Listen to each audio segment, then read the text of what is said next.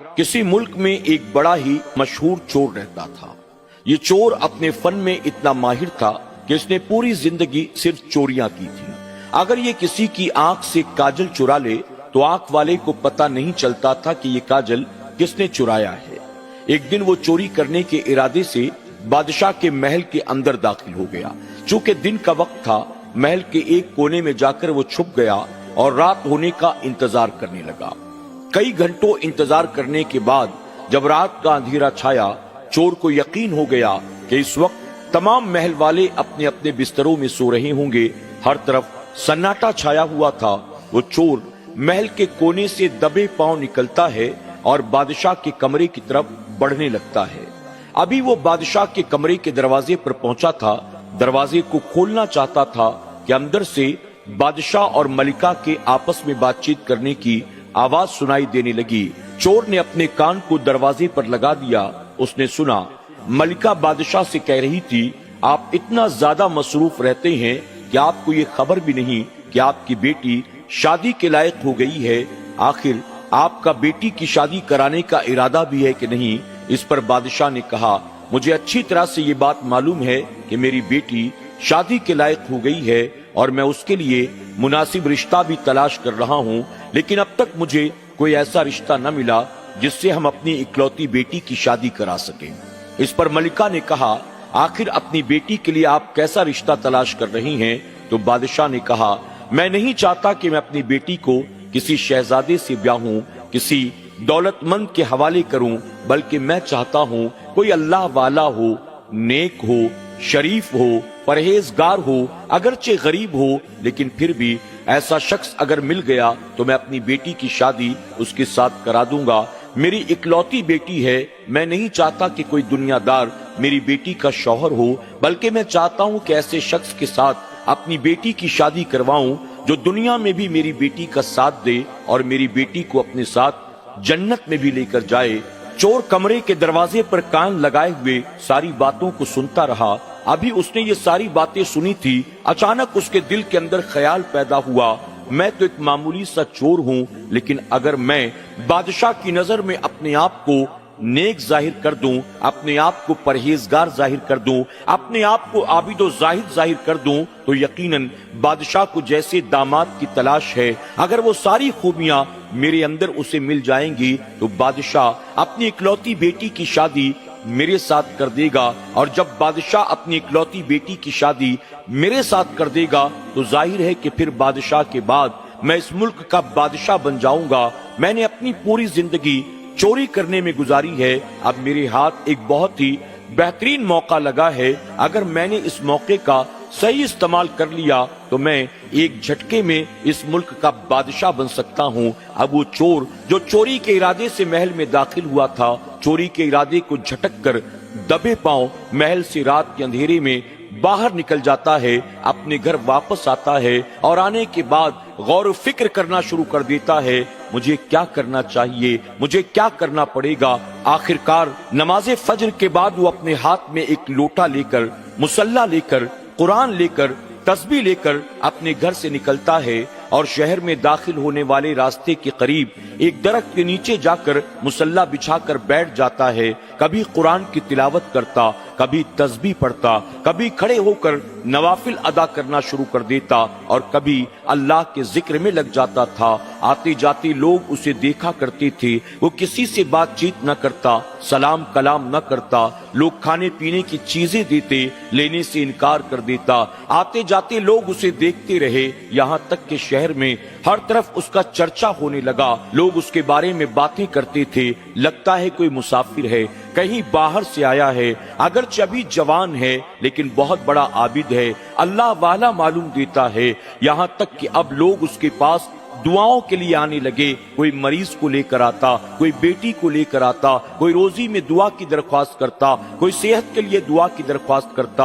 अब चारों तरफ शहर में उसके डंके बजने लगे। यहाँ तक कि जब बादशाह वक्त को पता चला कि बादशाह फला रास्ते पर एक नेक नौजवान बैठा है, बड़ा इबादत गुजार है, परहेजगार है, अल्लाह ने उसके चेहरे को इबादत और रियाजत का नूर अता फरमाया है, तो बादशाह ने अपने वजीर से कहा, जाओ जाकर इसकी हकीकत को मालूम करो। बादशाह के हुक्म पर वजीर अपने साथ 2-3 जासूसों को लेकर वहां जाता है, जाकर उस शख्स से मुलाकात करता है, उससे जाकर सलाम कलाम करता है, लेकिन वो बादशाह के वजीर से बात करने को तैयार न हुआ। कुछ देर तक वजीर इंतजार करता है और फिर अपने जासूसों को ये कहकर कि इस पर नजर रखो, कौन है, कहां से आया है, खाता पीता कैसे है, क्या किसी से मिलता जुलता है, यहाँ से उठकर कहीं आता जाता है, इसकी मुकम्मल जासूसी करो। ये जिम्मेदारी देकर वजीर वापस महल में आ जाता है। अब वो जासूस भी 2-3 दिन तक उसके पीछे लगे रहे, छुप छुपा कर उसको देखते रहे, भेष बदल कर उसके पास आते जाते रहे, लेकिन उन्हें भी उसके अंदर कोई खराबी नहीं मिलती है। आखिरकार वजीर बादशाह को जाकर रिपोर्ट देता है, बादशाह सलामत, वाकई ये जो शहर में उसके चर्चे हैं बात सही है। हमने 3 दिन तक जासूसों को उसके पीछे लगाए रखा, लेकिन उसके अंदर कोई बुराई नजर नहीं आती, कोई खामी नजर नहीं आती। लगता है वाकई अल्लाह वाला है, नेक है, परहेजगार है। अब जब बादशाह ने ये सुना तो अपने वजीर से कहा कि काम करो, तुम जाओ और जाकर उस नौजवान से कहो मैं अपनी बेटी का रिश्ता उसके साथ कराना चाहता हूँ। अब देखो कि आखिर वो क्या कहता है। बादशाह के हुक्म पर वजीर दोबारा उस शख्स के पास आता है, आकर सलाम करता है और अदब से 2 जानू होकर बैठ जाता है और कहता है मैं आज आपसे सिर्फ मुलाकात करने नहीं आया हूँ, बल्कि मैं अपनी बादशाहजादी जो हमारी शहजादी हैं उनका रिश्ता आपके लिए लेकर आया हूँ। दरअसल हमारे बादशाह को एक ऐसे ही दामाद की तलाश थी जो जवान हो, खूबसूरत हो, शरीफ हो, नेक हो, परहेजगार हो, आबिद हो। जितनी खूबियां उन्हें चाहिए थी वो सारी खूबियां अल्लाह ने आपको अता की है।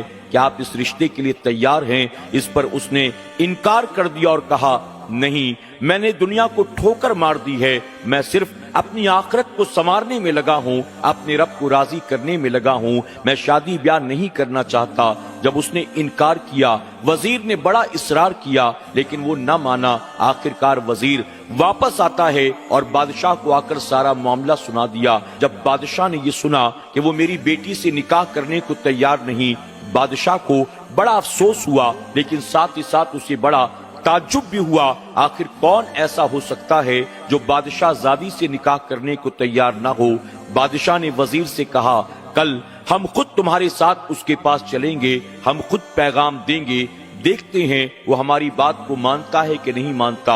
अब दूसरे दिन बादशाह अपनी फौज को, सिपाहियों को, वजीरों को साथ लेकर उस फकीर से मुलाकात करने के लिए आता है। अल्लाह अकबर, हर तरफ हटो बचो के नारे लग रहे थे। लोग इंतजार में थे कि बादशाह आज फकीर के पास मुलाकात करने के लिए आने वाला है। बादशाह पहुंचते हैं, अदब से सलाम करते हैं और उसके बाद 2 जानू होकर उसके सामने बैठ जाते हैं और बैठकर कहते हैं मैं अपनी बेटी के लिए जिस तरह के लड़के को तलाश कर रहा था वो सारी खूबियां मैंने आपके अंदर पाई हैं। यही वजह कि मैंने अपने वजीर के जरिए आपको पैगाम पहुंचाया था, लेकिन आपने इनकार कर दिया। अगर आप हमारी बेटी से निकाह करने के लिए तैयार हो जाएंगे, इसमें हमारी इज्जत बुलंद हो जाएगी, हमारी लाज रह जाएगी। आप क्या हमारी बेटी से निकाह करने के लिए तैयार हैं? इस पर वो शख्स कहता है नहीं बादशाह सलामत, आपके हुक्म को न मानने के लिए मैं माफी चाहता हूँ, मैं आपकी बेटी से निकाह नहीं कर सकता हूँ। बादशाह ने जब ये सुना उसे बड़ा ताज्जुब हुआ। उसने कहा अच्छा मुझे आप ये बताएं, आप मेरी बेटी से निकाह करें ना करें आपकी मर्जी है, लेकिन मुझे ये जरूर बताएं आप मेरी बेटी से निकाह करने के लिए तैयार क्यों नहीं हैं? उसने कहा जान की अमान हो तो मैं आपको बताऊं। बादशाह ने कहा तुम जो कुछ भी कहना चाहते हो खुलकर बात करो, तुम्हें अमान दे दी गई। इस पर वो शख्स कहता है बादशाह सलामत, दरअसल बात यह है मैं कोई आबिद व जाहिद, परहेजगार, मुत्तकी नहीं हूँ, बल्कि मैं तो वक्त का चोर हूँ। मैं एक दिन चोरी करने के इरादे से आपके महल में दाखिल हुआ था। जब रात आपके कमरे में मैं दाखिल होना चाह रहा था, उस वक्त मैंने सुना आप मलिका से ये बातें कर रहे थे, हमें अपनी बेटी के लिए ऐसा नौजवान चाहिए जो नेक हो, परहेजगार हो, आबिद व जाहिद हो। तो दरअसल मैं तो आया था चोरी करने के इरादे से, लेकिन जब मैंने ये बातें आपकी जबान से सुनी तो मैंने दिल ही दिल में ये फैसला किया आप अपनी बेटी के लिए जैसा रिश्ता चाहते हैं मैं अपने आप को आपकी नजर में वैसा जाहिर कर दूंगा, और फिर ऐसा होगा جب آپ مجھ پر بھروسہ کر لیں گے اپنی بیٹی سے میرا نکاح کرا دیں گے، اور جب آپ کی بیٹی سے میرا نکاح ہو جائے گا تو آپ کے بعد میں اس ملک کا بادشاہ بن جاؤں گا۔ میں تو بادشاہ سلامت ایک چور تھا، آپ کی بیٹی سے نکاح کرنے کے لیے میں نے یہ سارا کا سارا ڈھونگ رچا ہے۔ اللہ اکبر۔ جب بادشاہ نے سنا تو اسے غصہ بھی آیا اور بڑا تعجب ہوا۔ بادشاہ نے کہا چل، ہم تجھے پہلے ہی امان دے چکے ہیں، اس لیے ہم تجھے کچھ نہیں کہتے، لیکن ہم تجھ سے اتنا ضرور پوچھنا چاہتے ہیں، جب تو نے یہ سارا ڈھونگ رچا اس لیے تھا تاکہ میری بیٹی کے ساتھ تیرا نکاح ہو جائے، آج جب میں خود تیرے پاس اپنی بیٹی کا پیغام لے کر آیا ہوں تو آج تو نکاح کرنے سے انکار کیوں کرتا ہے؟ اس پر وہ کہتا ہے بادشاہ سلامت، دراصل بات یہ ہے میں نے صرف نیک بننے کی نقل کی، میں نے صرف پرہیزگار بننے کی نقل کی، لیکن میں نے یہ دیکھ لیا جب میں نے نقل کی ہے نتیجہ یہ ہوا وقت کا وزیر میرے پاس خود چل کر آتا ہے، دنیا میرے پاس چل کر آتی ہے، وقت کا بادشاہ اپنی بیٹی کا رشتہ لے کر میرے پاس آتا ہے۔ جب اللہ تبارک تعالیٰ نے نقل کرنے پر میری عزت کو اتنا بلند کر دیا، اب اگر اصل میں نیک بن جاؤں گا، عبادت گزار بن جاؤں گا، پرہیزگار بن جاؤں گا تو اللہ تبارک تعالیٰ یقیناً مجھے دنیا میں عزت عطا کرے گا اور بعد مرنے کے جنت عطا فرمائے گا۔ اس لیے میں نے اب یہ طے کر لیا، میں نے جس کام کے لیے یہ ڈھونگ رچا تھا اب مجھے اس کام کو پورا نہیں کرنا، بلکہ اب مجھے صرف اللہ کی عبادت اور ریاضت کر کے اپنی آخرت کو سنوارنا ہے۔ اللہ اکبر۔ بادشاہ نے جب اس شخص کی یہ ساری باتیں سنی اس کی آنکھ بھر آتی ہے اور وہ کہتا ہے اے نوجوان، اگرچہ تو پہلے چور تھا، تو نے نیک بننے کا ڈھونگ کیا، لیکن اب اللہ تبارک تعالیٰ نے تیرے دل سے برائیوں کے تمام ارادے کو نکال دیا، اب تو نیکی کے راستے پر چلنا چاہتا ہے تو سن، میں بھی پیچھے ہٹنے والا نہیں ہوں، میں بھی وعدہ کرتا ہوں اگرچہ تیری ساری حقیقت میں جان چکا لیکن پھر بھی میں اپنی بیٹی کا رشتہ تیرے ساتھ کرنے کو تیار ہوں، بتا کیا اب تو میری بیٹی سے نکاح کرنے کو تیار ہے؟ اب وہ نوجوان کہتا ہے حقیقت آپ پر عیاں ہو گئی، اس کے باوجود اگر آپ اپنی بیٹی کا نکاح مجھ سے کرانا چاہتے ہیں میں آپ کی بیٹی سے نکاح کرنے کے لیے تیار ہوں۔ اللہ اکبر۔ اس کے بعد بادشاہ نے اپنی بیٹی کا نکاح اس شخص کے ساتھ کرا دیا، پھر میاں بیوی دونوں دن رات اللہ کی عبادت میں مصروف رہتے، رضا الہی کے مطابق اپنی زندگی کو گزارتے۔ سبحان اللہ۔ ناظرین اکرام، آج کی اس کہانی سے ہمیں اور آپ کو یہ پیغام ملتا ہے کہ وقت کا چور اپنے آپ کو نیک ظاہر کرنے کے لیے اگر نیکوں جیسی شکل اور معاملات اختیار کر لیتا ہے، اللہ اس کے دل کو بدل کر ہمیشہ کے لیے نیکی کے راستے پر چلنے والا بنا دیتا ہے۔ جب چور نقل کرتا ہے اصل کے راستے پر چل پڑتا ہے، ہم نماز پڑھتے ہیں لیکن پھر بھی ہمارا دل نہیں لگتا، ہم روزہ رکھتے ہیں اپنے آپ کو گناہ سے بچا نہیں پاتے، ہم اپنے آپ کو نیک ظاہر کرنے کی کوشش کرتے ہیں لیکن نیکوں والی کوئی بات ہمارے اندر نظر نہیں آتی۔ اللہ ہمیں اور آپ کو حقیقت میں عبادت کی، اپنے آپ کو گناہوں سے بچانے کی توفیق عطا فرمائے اور نیکیوں کے راستے پر چل کر اپنے مولا کو راضی کرنے کی توفیق عطا کرے۔ آمین یا رب العالمین۔